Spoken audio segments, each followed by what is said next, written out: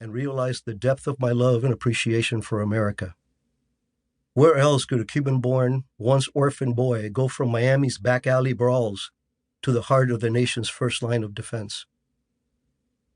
Those fledgling days in the agency opened the door to a world I did not know existed. Sure, I avidly read Ian Fleming's James Bond books, but 007 Spy Universe bore no resemblance to the full-contact dark world that became my life for the next few decades.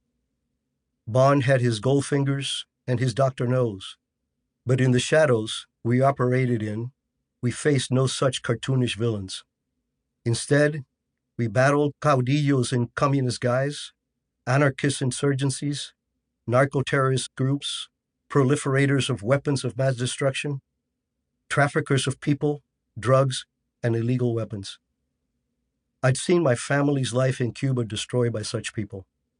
Now, the Central Intelligence Agency gave me a chance to strike back at them.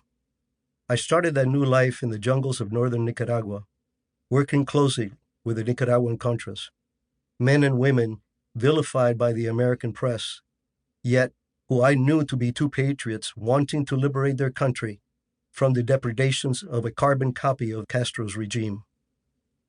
With them, I saw firsthand how the Sandinistas marauded through the Nicaragua countryside, plundering from the already impoverished, inflicting starvation upon long-suffering population.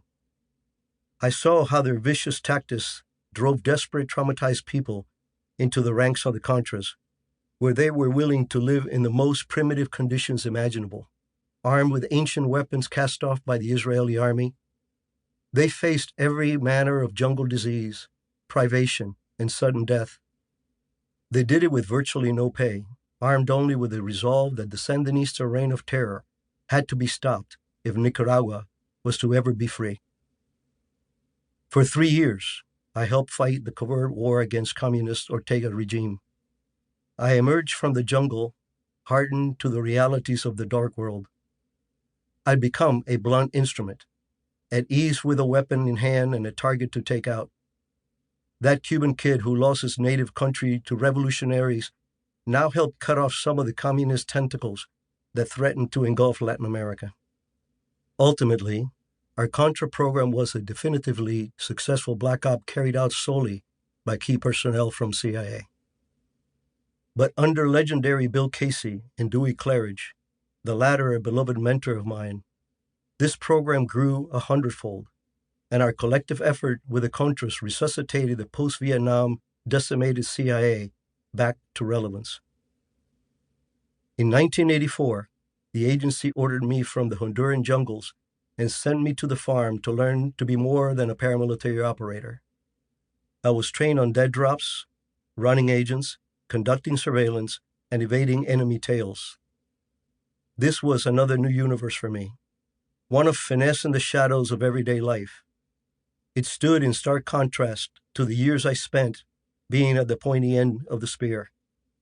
Yet, it was a new way of standing on our nation's ramparts that appealed to me. The men and women I met at the farm were not Jason Bournes or Ethan Hunts of the silver screen. They were men and women devoted to one cause, keeping our country and our people safe from those who intend to do us harm. Sometimes we succeeded, sometimes we failed, but that was always our mission, our calling, our life's purpose. The same courage, conviction, and guile that it took to operate in the jungles applied to how my colleagues and I operated in a much more complex and treacherous jungle. A jungle of criminality, corruption, betrayals, and the atrocious human rights abuses we were determined to help eradicate. In the back alleys of the world, I saw how we fought back against these forces, and how sometimes our own sense of right and wrong undermined our ability to stop a foe that behaved with absolutely no scruples or humanity.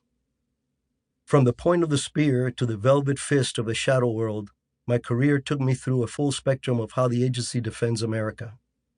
When the wall fell, I joined the counterterrorism fight. Like for most of us, 9/11 was a life-changing event for me. I owned the best job at CIA at the time, Chief of Operations with the Counterterrorist Center. But the truth is, that role behind the front lines in the fight against Al-Qaeda wasn't my course. Every time I